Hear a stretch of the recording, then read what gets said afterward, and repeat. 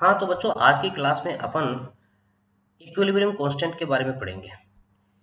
Equilibrium constant from the given Nernst equation. Equilibrium constant from the given Nernst equations. Nernst equation के बारे में अपन पहले ही discuss कर चुके हैं कि डेनियल चेन के लिए नरेस्ट इक्वेशन क्या होती है। इन सारी चीजों को अपन पहले ही डिस्कस कर चुके हैं। ठीक है, तो आज अपन पढ़ेंगे equilibrium constant. Equilibrium constant, equilibrium constant from the Nernst equation, from the Nernst equation. Clear? देखिए, एक चीज आपको ये अच्छे से समझ लेनी है कि इलेक्ट्रोकेमिस्ट्री में जितने भी इलेक्ट्रोकेमिकल सेल के या गैल्वेनिक सेल के कॉन्सेप्ट्स हैं या इलेक्ट्रोकेमिकल सेल में होने वाली रेडॉक्स रिएक्शन है, उन सबको समझने के लिए हमें डेनियल सेल को समझना होगा। डेनियल सेल में इलेक्ट्रोड्स क्या क्या हैं, एनोड क्या है, कैथोड क्या है, इन चीजों को समझना होगा। और गैनियल सेल में रेडॉक्स रिएक्शन क्या होती है, इसको भी आपको समझना होगा। क्लियर? तो देखो, डेनियल सेल में होने वाली जो रेडॉक्स रिएक्शन है वो इस प्रकार से होती है कि जिंक मेटल का इलेक्ट्रोड होता है, यहाँ पर कैथोड कॉपर मेटल का बना हुआ होता है, और ये कॉपर आयंस हैं वो कॉपर मेटल में रिड्यूस हो जाते हैं और इलेक्ट्रोड के ऊपर डिपॉजिट होने लग जाते हैं। ठीक है, तो ये जो रेडॉक्स रिएक्शन है वो एक इलेक्ट्रोकेमिकल सेल यानी डेनियल सेल में होने वाली रेडॉक्स रिएक्शन है। ठीक है, अब इसके बेस पे अपन ये कह सकते हैं कि जैसे जैसे टाइम पास होता है, रिएक्शन जैसे जैसे आगे बढ़ती है या समय गुजरता जाता है, as soon as the time passes, the concentration of Zn+2 ion increases and the concentration of copper ion decreases। जैसे जैसे रिएक्शन आगे बढ़ती जाती है, Zn+2 आयंस की कंसंट्रेशन घटती जाती है, सॉरी बढ़ती जाती है, और Cu+2 आयंस की कंसंट्रेशन घटती जाती है। अब अपन ये जो है वोल्टमीटर में जैसे जैसे रिएक्शन आगे बढ़ती जा रही है, ये चीज क्लियर हो गई। अब Zn+2 आयंस की कंसंट्रेशन बढ़ रही है और Cu+2 की कंसंट्रेशन डिक्रीज हो रही है। तो वोल्टमीटर में अपन जो सेल की रीडिंग देखते हैं वो धीरे धीरे डिक्रीज हो रही है। जैसे जैसे टाइम बढ़ता जा रहा है तो Zn+2 आयंस की कंसंट्रेशन बढ़ रही है, Cu+2 आयंस की कंसंट्रेशन डिक्रीज हो रही है। तो इससे वोल्टमीटर की रीडिंग पर क्या प्रभाव पड़ रहा है? तो वोल्टमीटर में सेल पोटेंशियल है वो डिक्रीज हो रहा है। वोल्टमीटर में सेल पोटेंशियल डिक्रीज हो रहा है। कुछ समय के बाद में अपन ये देखते हैं, यानी मैं यहाँ लिख देता हूँ, after some time there is no change into the concentration of Zn+2 ion and Cu+2 ion. after the some time after the some time there is no change after the some time there is no change into the concentration of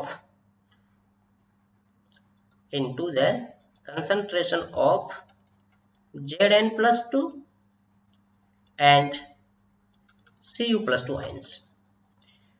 clear हो गया? जैसे जैसे समय गुजरता जाएगा Zn+2 ions की concentration बढ़ेगी, Cu+2 ions की कंसंट्रेशन घटेगी।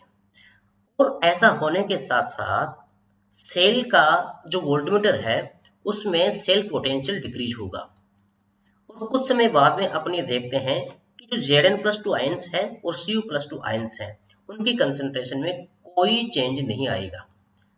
अगर इन दोनों की कंसंट्रेशन में कोई चेंज नहीं आएगा तो अपन ये कह सकते हैं कि सेल में इक्विलिब्रियम, सेल में जो इक्विलिब्रियम है वो अटेन हो गया है। There is attaining of there is it means there is attaining there is attaining of equilibrium into the cell। there is attaining of equilibrium into the cell। हो गया equilibrium constant के बारे में।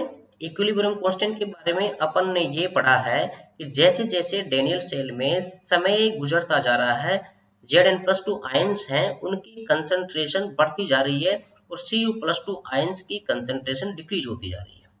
और इसी के साथ साथ सेल का जो वोल्टमीटर है उसमें सेल पोटेंशियल घटता जा रहा है। परंतु कुछ समय बाद में अपन ये देखते हैं कि सेल में Zn+2 आयन और Cu+2 आयंस की कंसंट्रेशन में कोई चेंज नहीं हो रहा है। क्लियर हो गया? जब इनकी कंसंट्रेशन में कोई चेंज नहीं आ रहा है तो इसका मतलब है कि सेल में इक्विलिब्रियम सेट हो गया। सेल में इक्विलिब्रियम सेट हो गया। और जब सेल में इक्विलिब्रियम अटेन हो गया, इसका मतलब जो सेल का ई सेल वैल्यू है वो जीरो हो गई है। ई सेल वैल्यू जीरो क्यों हुई है? क्योंकि Zn+2 और Cu+2 आयंस की कंसंट्रेशन में कोई चेंज नहीं हो रहा है, क्योंकि जब इन दोनों की कंसंट्रेशन में चेंज होता है तब तो ई सेल की वैल्यू जीरो नहीं होती है। जब दोनों की कंसंट्रेशन में कोई चेंज नहीं हो रहा है तो ई सेल की वैल्यू जीरो हो जाएगी। जब दोनों की कंसंट्रेशन में कोई चेंज नहीं हो रहा है तो इसका मतलब ई सेल की वैल्यू क्या हो जाएगी बेटा? जीरो हो जाएगी। इसी के बेस पे अपन इक्विलिब्रियम कांस्टेंट फाइंड आउट कर सकते हैं। वो कैसे? कि E cell equal to zero क्यों? Because there is no change into the concentration of Zn+2 ions and Cu+2 ions. Clear? तो नेक्स्ट इक्वेशन क्या होगी? E cell equal to E naught cell minus 2.303 RT upon NF, clear, log concentration of Zn+2 ion upon the concentration of Cu+2 ion। अपने जानते हैं कि E cell की value zero, तो इस इक्वेशन को मैं कैसे लिख सकता हूँ? E note cell equal to 2.303 RT upon, देखिए मैं 2 लिख सकता हूँ यहाँ पर, क्लियर, क्योंकि number of moles of exchanging electrons into the redox reaction of Daniell cell, क्योंकि डेनियल सेल में होने वाली रेडॉक्स रिएक्शन के लिए जो number of moles of exchanging electrons होंगे, कितने मोल इलेक्ट्रॉन्स Zn डोनेट कर रहा है और कितने मोल इलेक्ट्रॉन्स Cu+2 गेन कर रहा है, वो 2 मोल है। तो इसकी जगह अपन ये लिख सकते हैं, ये होगा 2F यानी Faraday constant and log the concentration of Zn+2 ion and the upon the concentration of Cu+2 ion। Point देखो, R इक्वल टू 8.314 जूल पर केल्विन पर मोल, क्लियर हुआ? कि इट मींस 290, देखो स्टैंडर्ड कंडीशन में 298 केल्विन है, 25 degree centigrade, इसका मतलब 298 केल्विन। एफ का मतलब फैराडे कांस्टेंट। फैराडे कांस्टेंट क्या होता है ये अपन पहले डिस्कस कर चुके हैं कि एक मोल इलेक्ट्रॉन्स पर जितना टोटल चार्ज होता है वो फैराडे कांस्टेंट के इक्वल होगा। और फैराडे कांस्टेंट की वैल्यू कितनी होगी बेटा? 96500 कूलम्ब पर मोल, क्लियर हुआ? देखिए यहाँ पर जो ये Zn यानी जिंक आयन की कंसंट्रेशन अपॉन Cu+2 आयन की कंसंट्रेशन है, इनका जो रेशो है उसको मैं लिख सकता हूँ इक्विलिब्रियम कांस्टेंट। उसको मैं क्या लिख सकता हूँ? इक्विलिब्रियम कांस्टेंट, क्लियर होगा? तो देखो ये वैल्यूज, R की वैल्यू पुटअप करूँ मैं, T की वैल्यू पुटअप करूँ और फैराडे कांस्टेंट की वैल्यूज पुटअप करूँ, तो जो ये इक्वेशन है इस इक्वेशन को मैं इस टाइप से लिख सकता हूँ। कैसे? E note cell equal to 0.059 upon 2 log, और ये हो जाएगा Kc, लॉग Kc, क्लियर हुआ? Log Kc। अब देखिए डेनियल सेल के लिए, फॉर डेनियल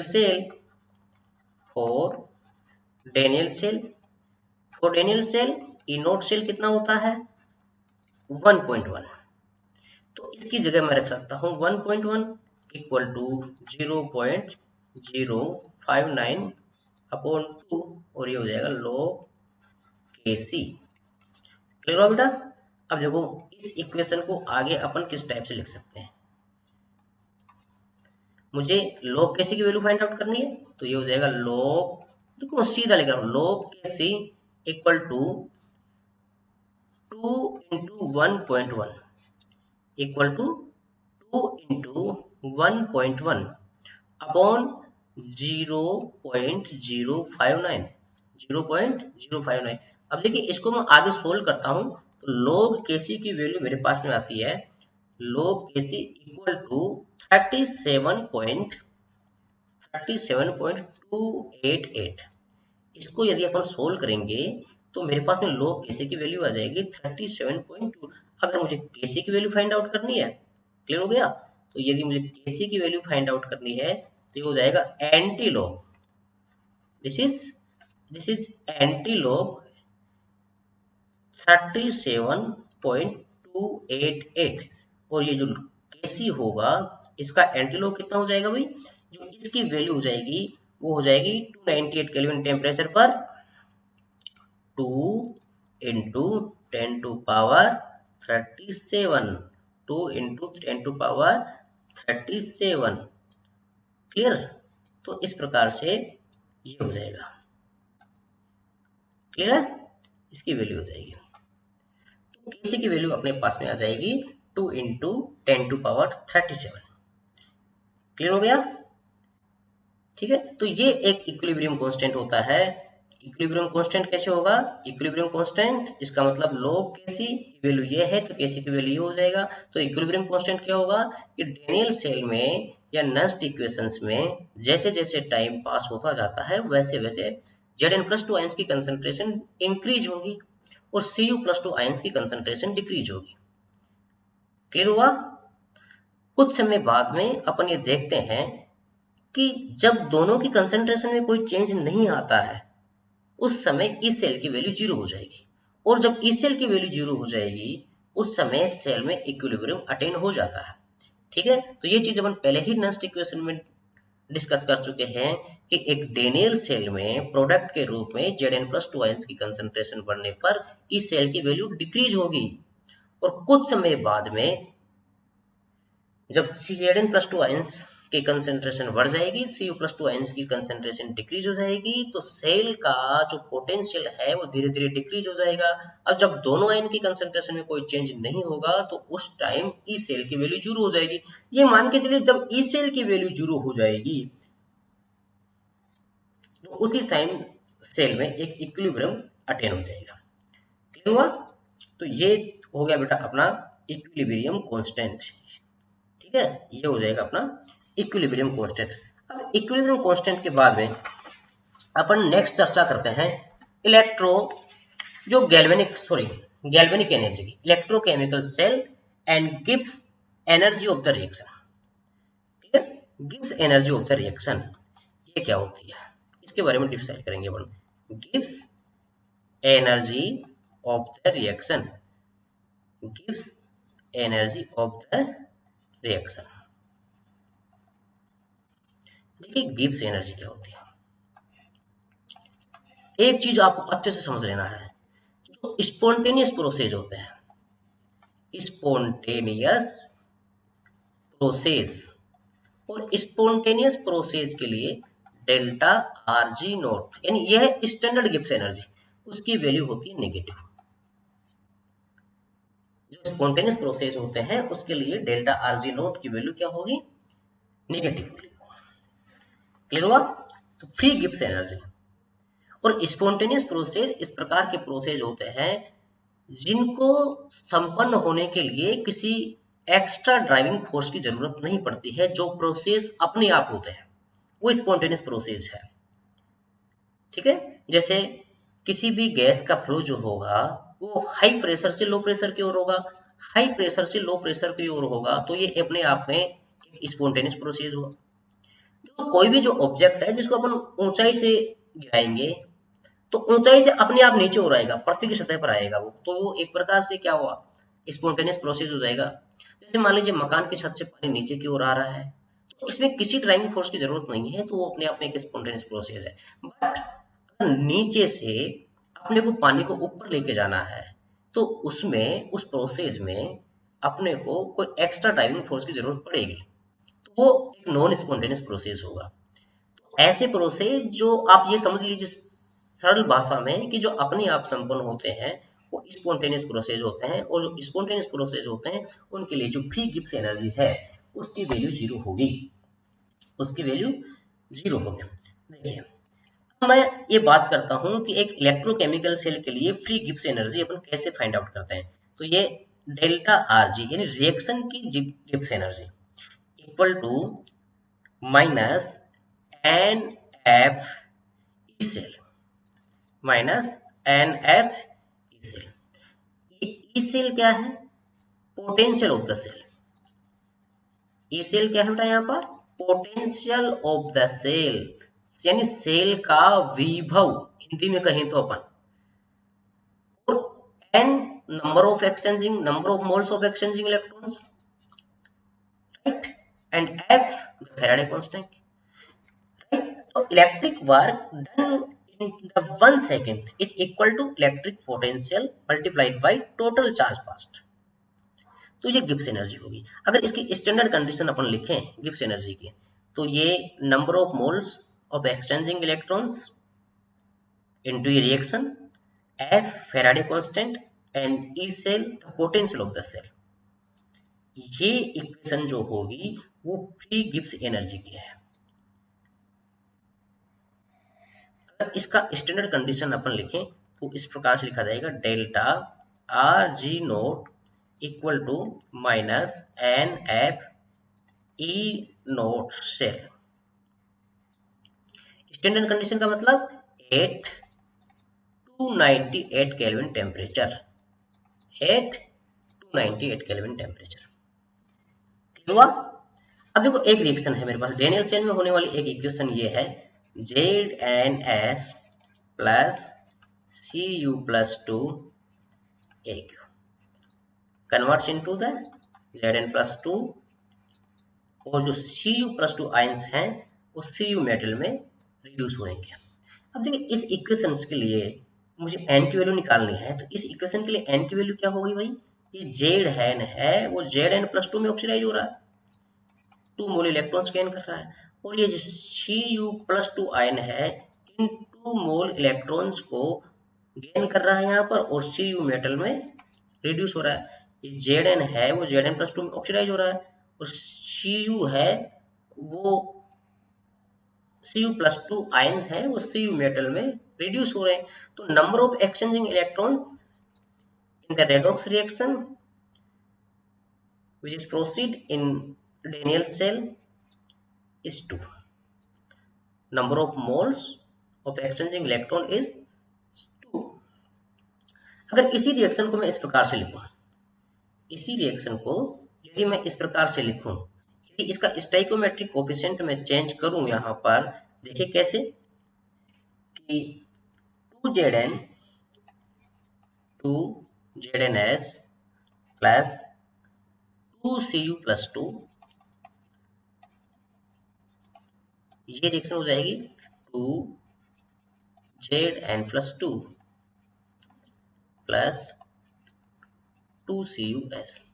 अब इस इक्वेशन में देखिए, इस इक्वेशन की यदि अपन बात करें तो ये हो जाएगा 2Zns, और ये ऑक्सीडाइज होता है 2Zn प्लस 2 में, तो number of moles of donating electrons 4 moles, in 4 mole electrons donate होंगे, और इसी टाइप से यानी 2Cu प्लस 2 ये 4 मोल्स इलेक्ट्रॉन्स गेन करके 2Cu मेटल में रिड्यूस हो जाएंगे, राइट। तो इस इक्वेशन के लिए यदि मैं फ्री गिब्स एनर्जी या फ्री गिब्स इक्वेशन लिखूं तो इसके लिए हो जाएगा delta R G nought equal to delta R G nought equal to minus 4 F E nought cell,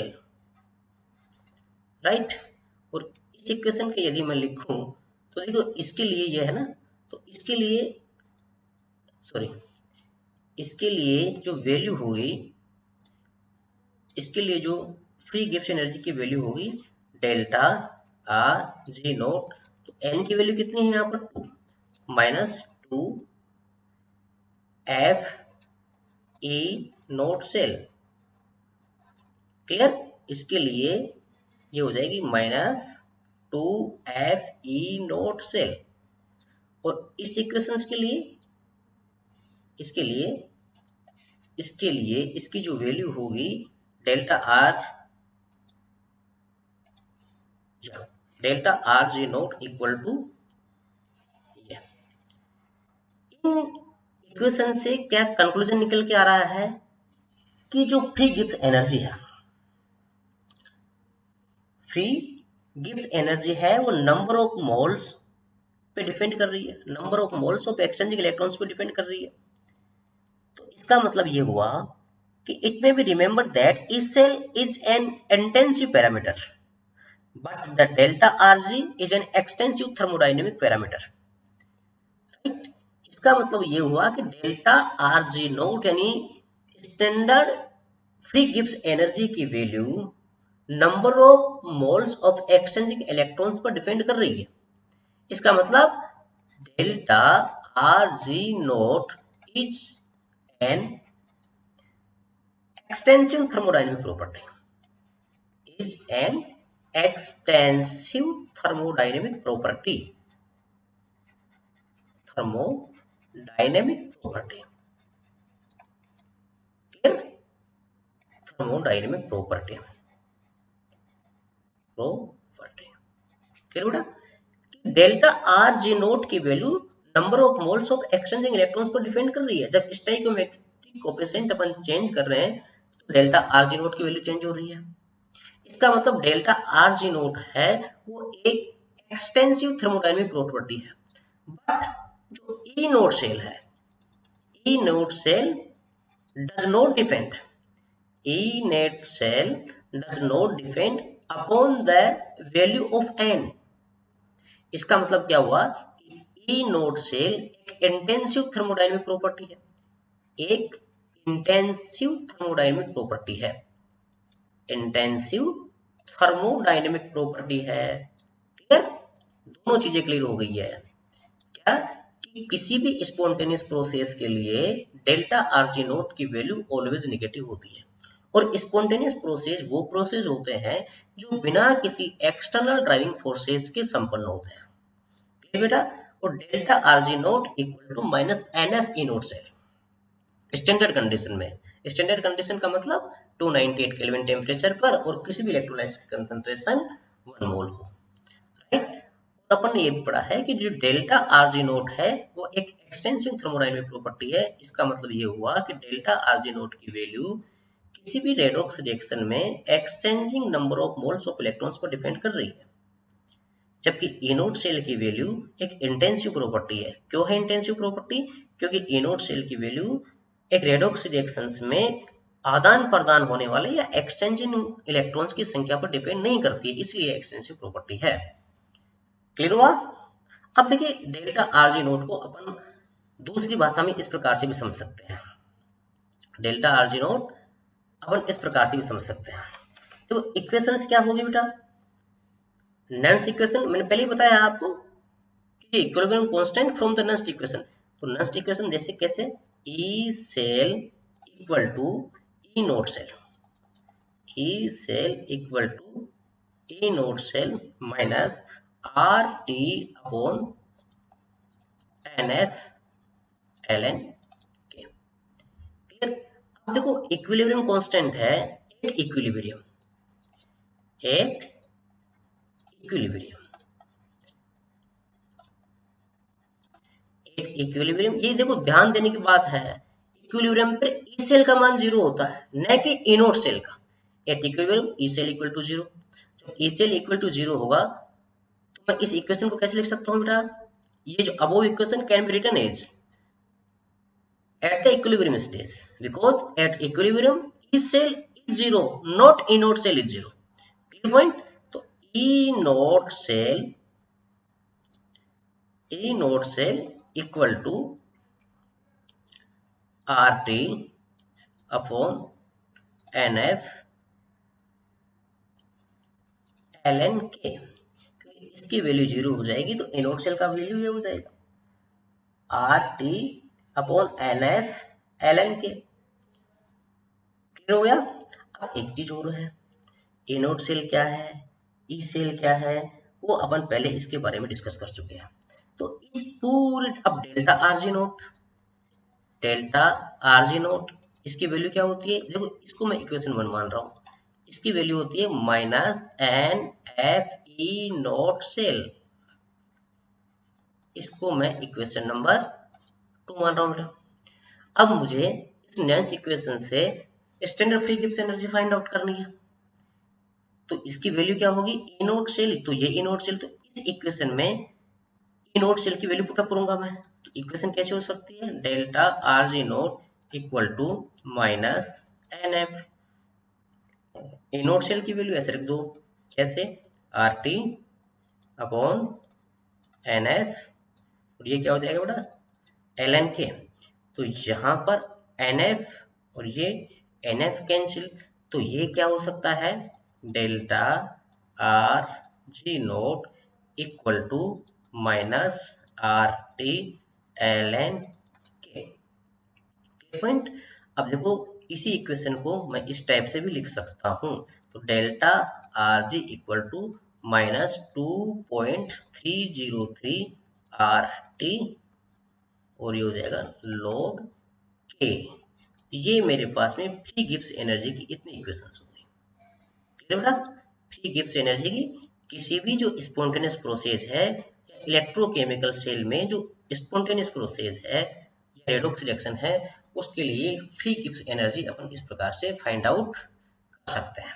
ये होगा standard free Gibbs energy, standard free Gibbs energy. और देखो किसी भी इलेक्ट्रोकेमिकल सेल से अपन मैक्सिमम वर्क का प्राप्त कर सकते हैं, ये अपन पहले डिस्कस कर चुके हैं। जब अपने इलेक्ट्रोकेमिकल सेल पढ़ा था तब अपन ये डिस्कस कर चुके हैं कि जब किसी इलेक्ट्रोकेमिकल सेल में चार्ज को अपन रिवर्सिबली पास करें, when charge is reversibly fast, reversibly fast,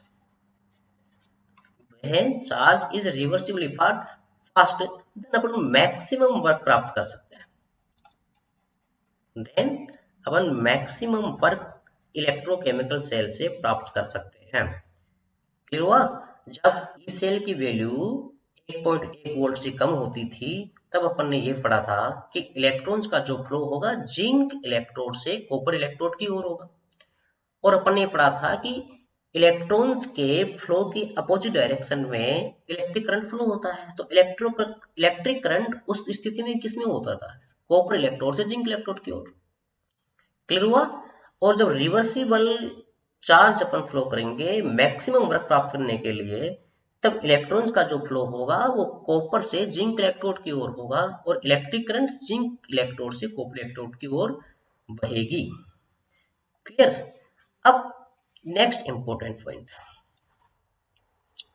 next point है, अब इसमें अपन ने ये पढ़ चुके हैं कि गिब्स एनर्जी क्या होगी, इक्विलिब्रियम कांस्टेंट क्या होगा।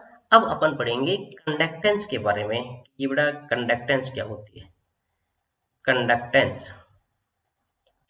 ठीक है, देखो कंडक्टेंस कई प्रकार की हो सकती है। ठीक है, कंडक्टेंस कई प्रकार की हो सकती है। एक तो होती है electrolytic conductance, electrolytic conductance, right, electrolytic conductance, electrolytic conductance, conductance, sorry, electrolytic conductance. और ये इलेक्ट्रोलाइटिक कंडक्टेंस होगी, पहला जो है वो है मेटेलिक कंडक्टेंस। पहला जो होगा, देखो जनरली अपन इसके बारे में तो पढ़े हैं, एक तरह से ये कंडक्टर्स क्या होंगे, कंडक्टर्स इस प्रकार के सब्सटेंस होते हैं जो अपने में से इलेक्ट्रिक करंट को अलाउ करते हैं। कंडक्टर्स इस प्रकार के सब्सटेंसेज होते हैं जो अपने में से इलेक्ट्रिक करंट को अलाउ करते हैं। सीधे शब्दों में अपन ये कहें कि इस प्रकार के जो सब्सटेंस होते हैं जिनसे इलेक्ट्रिक करंट पास हो सकता है, ठीक है, जिनसे इलेक्ट्रिक करंट है वो पास हो सकता है, इस प्रकार के सब्सटेंस होते हैं जिनमें से इलेक्ट्रिक करंट पास हो सकता है, वो होंगे कंडक्टेंस। इलेक्ट्रिक करंट जिनमें से पास हो सकता है उनको अपन कंडक्टेंस कहेंगे, या इस प्रकार के सब्सटेंस जो अपने में से इलेक्ट्रिक करंट को अलाउ करते हैं। क्लियर होगा? ये कंडक्टर्स कहलाएंगे। अब इसमें पहला है मेटेलिक कंडक्टर्स, मेटेलिक कंडक्टर्स बहुत सिंपल टॉपिक है। मेटेलिक कंडक्टर्स क्या है, ये चीजें अपन 9th क्लास में और 10th क्लास में पढ़ चुके हैं। देखिए मेटेलिक कंडक्टर्स क्या होंगे, इस प्रकार के जनरली ये जो कंडक्टेंस पाई जाती है वो मेटल्स में पाई जाती है। फिर कि जो कोई भी मेटल्स होती है, यदि उसमें इलेक्ट्रिक करंट पास किया जाता है तो वह मेटेलिक कंडक्टिविटी को शो करेगी। और जो मेटेलिक कंडक्टर्स होते हैं उनमें जो कंडक्टेंस होती है due to the motion of electrons होती है, due to the motion of electrons, due to the motion of electrons, sorry, due to the motion of electrons, due to the motion of electrons। कोई भी metals होगी, sodium metal है, magnesium metals है, aluminium metals है, कई सारे metals है। जैसे सोडियम है, इसमें इलेक्ट्रॉन्स पाया जाएगा प्लस, इसके कारण से कंडक्टेंस शो करेगी। मैग्नीशियम है, मैग्नीशियम के वैलेंस शेल में 2 इलेक्ट्रॉन्स होते हैं तो इसके कारण से कंडक्टेंस शो करेगी। एल्यूमिनियम है, एल्यूमिनियम के वैलेंस शेल में 3 इलेक्ट्रॉन्स होंगे, इसके कारण से कंडक्टेंस शो करेगी। इसी प्रकार से जैसे पोटेशियम है, तो पोटेशियम एक एल्कलाइन मेटल है और इसके वैलेंस शेल में 1 इलेक्ट्रॉन होगा तो इसके कारण से कंडक्टेंस शो करेगी। तो जनरली सीधे शब्दों में अपन ये कह सकते हैं कि मेटेलिक कंडक्टर्स इस प्रकार के कंडक्टर्स होते हैं, यानी इस प्रकार की जो मेटल्स होती है जो अपने में से इलेक्ट्रिक करंट को लव करती है। और ये जो मेटेलिक कंडक्टेंस होती है उन मेटल्स में इलेक्ट्रॉन्स की फ्री मोशन के कारण से होती है। एक सीधा सा शब्द है फ्री मोशन, एक सीधा सा शब्द है free motion of electrons, free motion of electrons. और फ्री मोशन ऑफ इलेक्ट्रॉन्स के कारण से मेटल्स में मेटेलिक कंडक्टेंस पाई जाती है। फ्री मोशन ऑफ इलेक्ट्रॉन्स के कारण से मेटल्स में मेटेलिक कंडक्टेंस पाई जाती है। जनरली एक कॉन्सेप्ट इसमें यह है कि जैसे टेम्परेचर यदि आप इंक्रीज करते हो, जैसे टेम्परेचर बढ़ाते हो, तो जो मेटेलिक कंडक्टेंस है, जो मेटेलिक कंडक्टेंस है वो डिक्रीज हो जाती है। इसका सिंपल सा रीजन क्या है, जैसे मेटल्स का टेम्परेचर बढ़ाएंगे तो मेटल्स के जो कर्नेल होते हैं, कर्नेल का मतलब जो वैलेंस इलेक्ट्रॉन को छोड़ने के बाद जो इनर ऑर्बिटल्स के जो इनर ऑर्बिटल की जो स्ट्रक्चर होती है उसको अपन बोलेंगे कर्नेल। तो टेम्परेचर बढ़ाने पर उनमें कर्नेल में एक तरह से वाइब्रेशन होने लग जाएगा और वाइब्रेशन होने के कारण से इलेक्ट्रॉन्स की जो मोशन है, इलेक्ट्रॉन्स का जो मूवमेंट है वो डिस्टर्ब हो जाएगा और इलेक्ट्रॉन्स का मूवमेंट डिस्टर्ब हो जाने के कारण से कंडक्टेंस घट जाएगी। कंडक्टेंस क्या हो जाएगी बेटा, घट जाएगी। तो जनरली अपन ये कह सकते हैं कि मेटेलिक कंडक्टेंस में टेम्परेचर बढ़ाने पर, मेटेलिक कंडक्टेंस में टेम्परेचर बढ़ाने पर यानी हाई टेम्परेचर पर जो मेटल का कर्नेल होता है उसमें वाइब्रेशन यानी कि कंपन होने लगते हैं और ये जो कंपन होते हैं वो इलेक्ट्रॉन्स के मोशन को इंटरप्ट करते हैं। Clear point. मेटेलिक कंडक्टेंस में टेम्परेचर बढ़ाने पर मेटल्स के जो कर्नेल होते हैं उनमें वाइब्रेशन होने लगेगा और इस वाइब्रेशन के कारण से मेटल्स में जो इलेक्ट्रॉन्स हैं उनका जो फ्री मोशन है वो डिस्टर्ब हो जाएगा और फ्री मोशन डिस्टर्ब होने के कारण से उनकी कंडक्टेंस घट जाएगी। क्लियर हुआ? ओके, नेक्स्ट अपन पढ़ेंगे एक इलेक्ट्रोलाइटिक कंडक्टर या इलेक्ट्रोलाइट्स। अपने पढ़ेंगे electrolytic conductor, electrolytic conductor, electrolytic conductor, electrolytic conductor या इसको अपन बोलेंगे इलेक्ट्रोलाइट्स, इलेक्ट्रोलाइट्स, इलेक्ट्रोलाइटिक कंडक्टर या इलेक्ट्रोलाइट। देखो जनरली इलेक्ट्रोलाइटिक कंडक्टर में कोई भी सॉल्यूशन होता है और वो जो सॉल्यूशन होता है वो इलेक्ट्रोलाइट का होता है। सॉल्यूशन होता है वो बेटा किसका होता है, इलेक्ट्रोलाइट का होता है। इलेक्ट्रोलाइट्स क्या होंगे, इलेक्ट्रोलाइट्स इस प्रकार के सब्सटेंस होते हैं जिनको किसी भी सॉल्वेंट में डिजोल्व करने पर वो अपने आयंस में डिसोसिएट हो जाते हैं। सपोज करो मेरे पास में एक ये इलेक्ट्रोलाइट है MX, तो इसको मैंने वाटर में डिजोल्व कर दिया अब जैसे ही मैं इसको वाटर में डिसोल्व करूंगा तो ये इलेक्ट्रोलाइट अपने आयंस में डिसोसिएट हो जाएगा। Clear point. और ये आयंस में डिसोसिएट होकर के ये कैटायन बनाएगा और ये एनायन बनाएगा। इन कैटायंस व एनायंस के मोशन के कारण से जो कंडक्टेंस होती है उसको अपन बोलेंगे इलेक्ट्रोलाइटिक कंडक्टेंस। कैटायंस व एनायंस के फ्री ऑफ मोशंस के कारण से जो कंडक्टेंस डेवलप होगी due to the free motion of cations and anions, जो कंडक्टेंस जनरेट होती है उसको अपन बोलेंगे इलेक्ट्रोलाइटिक कंडक्टेंस। क्लियर हुआ? इलेक्ट्रोलाइटिक कंडक्टेंस, इसको बोलेंगे बेटा अपन इलेक्ट्रोलाइटिक कंडक्टेंस। इलेक्ट्रोलाइटिक कंडक्टेंस जो इलेक्ट्रोलाइट्स के कारण से होती है। इलेक्ट्रोलाइट्स इस प्रकार के सब्सटेंस होते हैं जिनको किसी भी सोलवेंट में डिजोल्व करने पर वो अपने आयंस में आयनाइज हो जाते हैं या डिसोसिएट हो जाते हैं। जैसे सपोज करो मेरे पास में ये एक सिंपल इलेक्ट्रोलाइट MX है और इसको मैंने वाटर में डिजोल्व किया। वाटर में डिजोल्व होने के बाद में ये M+ कैटायन में और X- एनायन में डिसोसिएट हो गया। तो इन कैटायंस व एनायंस के फ्री ऑफ मोशन के कारण से जो कंडक्टेंस जनरेट होगी उसको अपने इलेक्ट्रोलाइटिक कंडक्टेंस कहेंगे। चलिए देखो, एक ये हाफ सेल है, एक ये कैटायन एनायन, ये एनाइन, ये कैटायन। तो जो इलेक्ट्रोड्स होंगे, हुआ जो इलेक्ट्रोड्स होंगे, सपोज करो ये एनोड है, ये कैथोड है, ये एनोड हुआ और ये कैथोड होगा, या ये एनोड और ये कैथोड। तो इस एनोड का जो पोटेंशियल है वो नेगेटिव है, इस कैथोड का जो पोटेंशियल है वो पॉजिटिव है।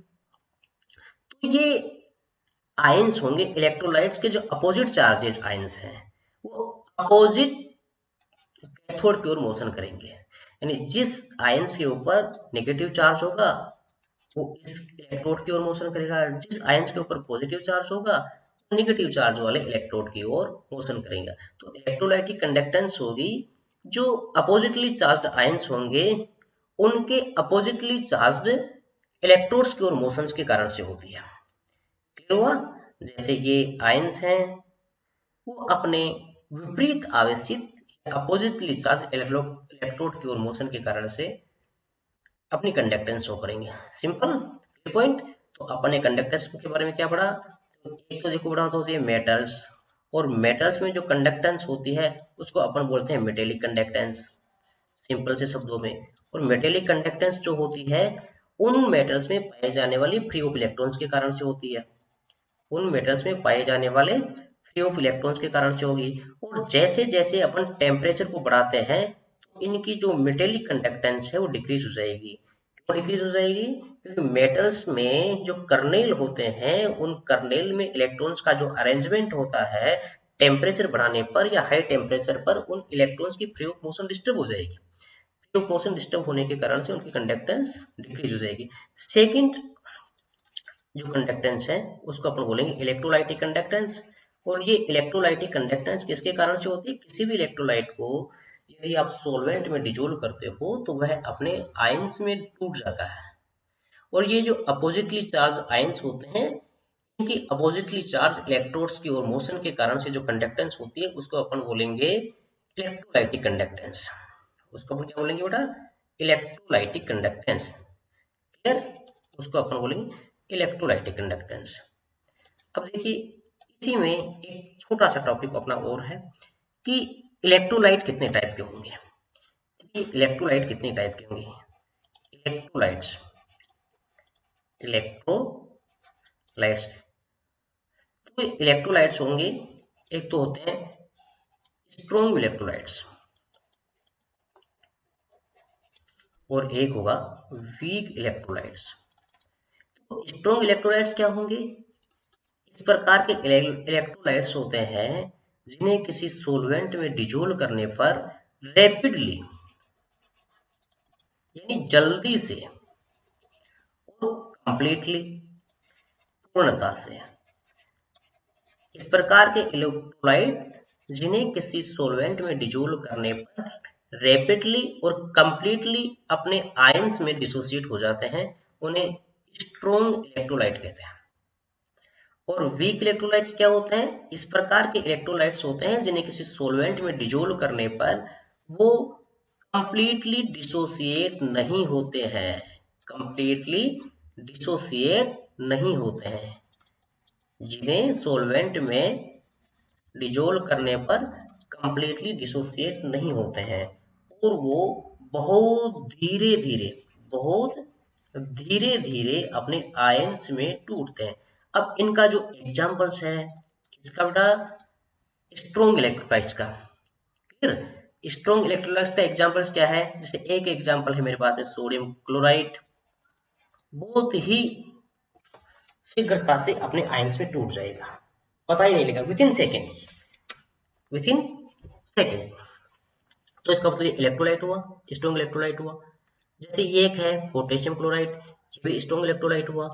जैसे ये है सोडियम हाइड्रोक्साइड, जो एक स्ट्रॉन्ग बेस होता है, ये भी स्ट्रॉन्ग इलेक्ट्रोलाइट हुआ।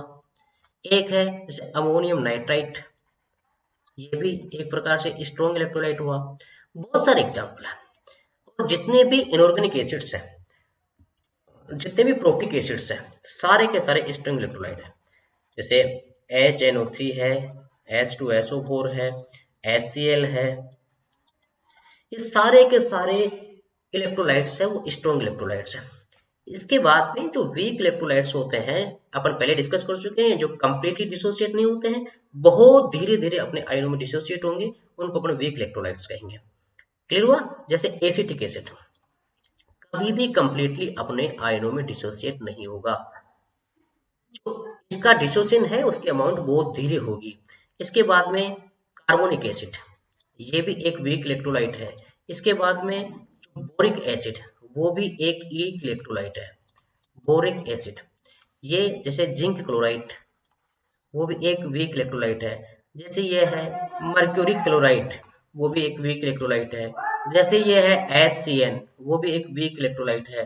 जैसे ये है NH4OH, ये भी एक वीक इलेक्ट्रोलाइट है। ठीक है, तो आज की क्लास में अपन इतना पढ़ेंगे, आप इनको एक बार रिवाइज करें, बाकी अपन नेक्स्ट में पढ़ेंगे। ठीक है बेटा।